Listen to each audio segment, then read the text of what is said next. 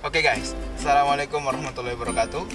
Sayang ini saya ada di ibu kota Boltim. Saya lagi di Tutuyan, di jalur 2. Santai-santai seperti ini, enaknya kita sambil bincang mengenai kondisi saat ini. Oke, insya Allah Ustadz akan menjawab. Saya lagi bersama dengan Ustadz Sofyan. Assalamualaikum warahmatullahi wabarakatuh. Waalaikumsalam warahmatullahi wabarakatuh. Oke, saya ingin bertanya kepada Ustadz. Jadi Ustadz, di tengah pandemi ini, bahwa ada hadis yang menjelaskan bahwa sholat Jumat itu kan kewajiban, apalagi laki-laki gitu. Dan apabila ditinggalkan 3 kali, itu sifat maka dia bisa dikatakan kafir, seperti itu Ustadz. Jadi itu gimana? Ya, bismillahirrahmanirrahim. Kita harus tahu dulu apa yang disebut dengan azimah, yaitu ketetapan hukum yang datang semenjak awalnya gitu, dan apa yang disebut dengan rukhsah. Rukhsah itu adalah al-hukmu sabit ala khilafi dalili li uzrin. Hukum yang berbeda, suatu hukum yang ditetapkan berbeda dengan dalilnya karena datangnya uzur. Nah, jadi sholat Jumat ini oleh Ibnu Abbas menyebutkan bahwa dia adalah azimah, adalah sebuah ketetapan. Sementara meninggalkan sholat Jumat dalam keadaan pandemi itu disebut dengan rukhsah.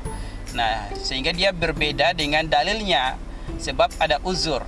Nah, jadi ketika ada uzur, maka hukum yang sifatnya azimah atau sifatnya ketetapan seperti itu bisa berubah sebab ada uzur. Misalnya kita kasih contoh, babi yang hukumnya adalah haram, asalnya adalah haram, menjadi kebolehan bagi orang yang dalam keadaan terdesak, di mana dia berada di sebuah tempat yang tidak ada makanan lain kecuali babi, maka dia boleh memakan babi untuk seukuran mengganjal perutnya, bukan untuk bersenang-senang, bukan untuk kemudian berkenyang-kenyang dengan makanan haram tersebut, bukan, tapi sekedar untuk mengganjal perutnya, menghilangkan rasa laparnya.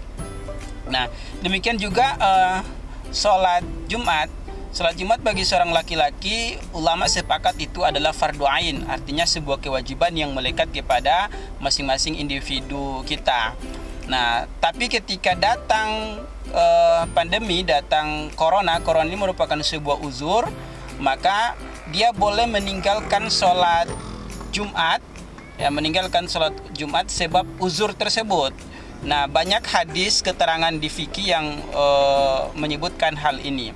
Misalnya di dalam kitab Nihayatuz Zain ditulis oleh Imam Nawawi Al-Bantani Al-Jawi, itu mengatakan bahwa rukhisa fi tarkil jamaah, sebuah keringanan untuk meninggalkan sholat berjamaah. Di dalamnya juga adalah sholat Jumat tentu, karena disebutkan di dalam kitab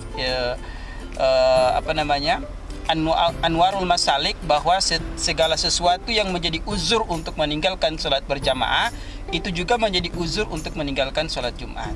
Nah, di dalam kitab Nihayatuz Zain disebutkan bahwa salah satu kebolehan untuk meninggalkan sholat berjamaah dan sholat Jumat itu adalah rasa takutnya terhadap diri kita terjadi sesuatu. Jadi kalau misalnya kita datang ke masjid kemudian kita khawatir itu akan mendatangkan kemadaratan sebab virus begitu, maka itu bisa menjadi rasa rukhsah, menjadi sebuah keringanan untuk meninggalkan sholat Jumat tersebut.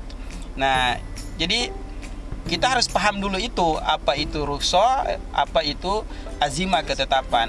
Jumat itu adalah ketetapan, sholat Jumat itu adalah ketetapan, tapi datang uzur yaitu pandemi menjadikannya berubah hukum itu, yaitu menjadi hukumnya boleh begitu. Nah, hadis yang menyebutkan tentang apa tadi? Kafir ya, meninggalkan sholat Jumat 3 kali berturut-turut. Nah, hadis itu ada bahasa, ada kalimatnya tahunan itu adalah meremehkan. Jadi ada namanya elat itu adalah dengannya hukum itu ditetapkan. Jadi alasan kenapa dia jadi kafir itu karena dia meremehkan gitu. Nah, soal meninggalkan sholat maghrib juga kalau kemudian diremehkan ya murtad begitu, menjadi kafir orangnya. Itu jangankan tiga kali Jumat, maghrib saja 1 kali ditinggalkan sambil mengingkari kewajibannya murtad orangnya. Begitu juga Jumat kalau ditinggalkan berdasarkan meremehkan, ya jadi murtad orangnya. Tapi kalau kemudian dia tidak meremehkan, maka tentu dia tidak terkategori murtad, dia hanya terkategori fasik jika dalam keadaan normal. Tapi jika dalam keadaan darurat seperti ini, maka dia tidak terkena hukum tadi. Boleh baginya untuk meninggalkan itu. Bukankah di zaman Ibnu Abbas radhiyallahu an hanya hujan yang turun oleh Ibnu Abbas kemudian menyuruh mengganti kalimat hayya 'alas shalah dengan shollu fi buyutikum. Padahal itu hanya hujan yang sekedar membasahi, tidak akan mendatangkan kemadaratan seperti datangnya virus. Nah, jika kita bandingkan, lebih berbahaya mana? Hujan yang sekedar membasahi, yang tentu konsekuensinya hanya flu, becek dan seterusnya, dibanding dengan virus. Ya, yang bisa jadi akan mematikan kita dan orang lain. Ya, dan orang lain juga akan jadi madarat. Padahal dalam kaidahnya kan tidak boleh memadaratkan diri sendiri dan tidak boleh memadaratkan orang lain. Wallahu a'lam bishawab.